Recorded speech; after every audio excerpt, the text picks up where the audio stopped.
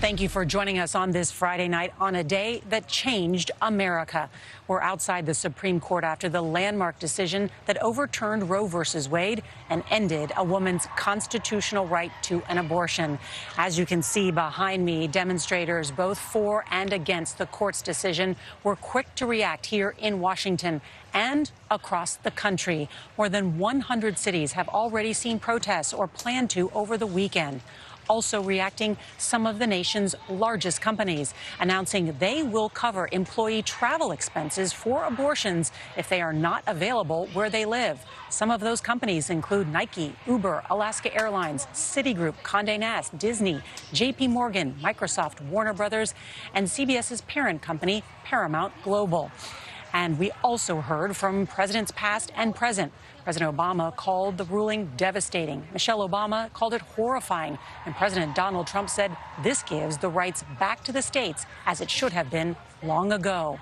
We have a team of correspondents across the country tonight covering every angle of this story.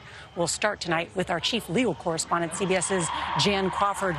Jan, this has been quite a remarkable day. Well, Norah, Roe versus Wade is one of the few decisions most Americans know by name. And today, the Supreme Court said it's history.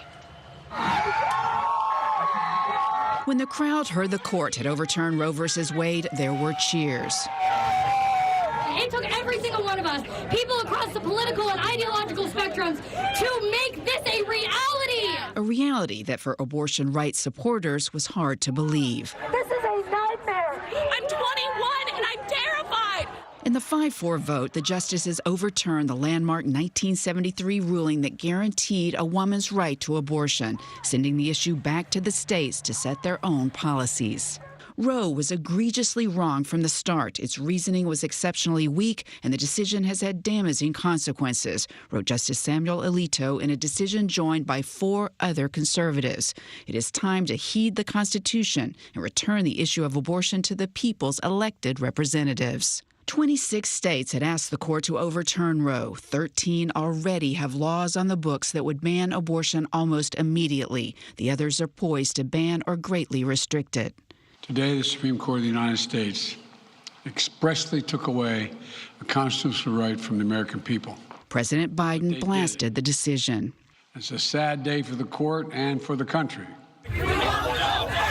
On Capitol Hill, Democratic lawmakers marched to the court, while Republicans said the ruling was overdue.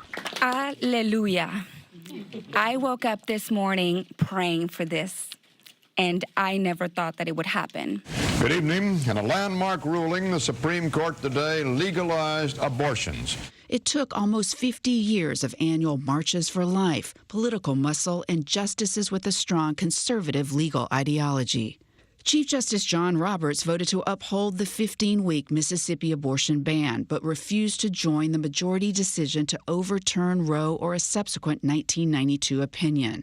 With the court's newest justices, all nominated by former President Trump, there were 5 votes without him. Republican Susan Collins and Democrat Joe Manchin, who voted for Neil Gorsuch and Brett Kavanaugh, said they were duped, with Collins releasing a statement that they were both insistent on the importance of supporting long-standing precedents. But also a factor, the 2020 death of Justice Ruth Bader Ginsburg, a champion of reproductive rights, gave Trump his 3rd nominee, who provided the key 5th vote. The 3 remaining liberals joined in a fiery dissent. Whatever the exact scope of the coming laws, one result of today's decision is certain: the curtailment of women's rights and of their status as free and equal citizens. And Jan is with me here with more. So Justice Clarence Thomas wrote a separate opinion as well. It has some wondering, is same-sex marriage, is contraception next? Well, that's right, because those are grounded in some of the same rights. But the court, in the majority opinion, said no. How could we be any more clear? This case is different. Abortion is different because it involves a human life.